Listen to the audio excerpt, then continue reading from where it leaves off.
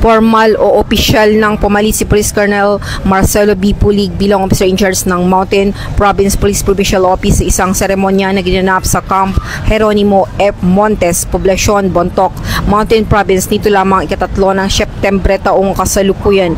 Ang seremonya ay pinangunahan ni Police Colonel Ledon D. Monte, Deputy Regional Director for Operations ng PROCAR at dinaluhan ni Attorney Augusto Silibang, Provincial Officer ng NAPOLCOM at PTD Chairperson at si Pastor Jefferson B. Sagibal na minarkahan ng isang makabuluhang sandali sa formal na paglipat ng command symbol at property book sa bagong OIC.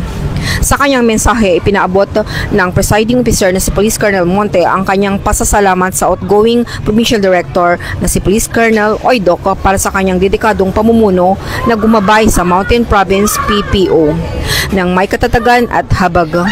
Pagkatapos ay binati niya ang incoming OIC o PD na si Police Colonel Pulig at hinamon siyang pamunuan ang Mountain Province PPO na may parehong determinasyon at simpatsya na ginagabayan ng kultura ng taga-Mountain Province at prinsipyo ng inayan.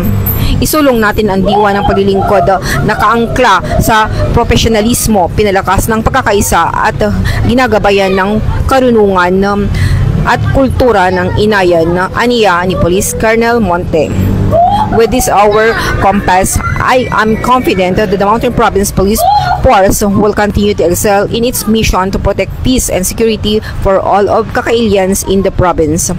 Ang seremonya ay dinaluhan ng mga kalalakihan at kababaihan ng Mountain Province PPO, gayon din ang mga tauhan mula sa National Support Units.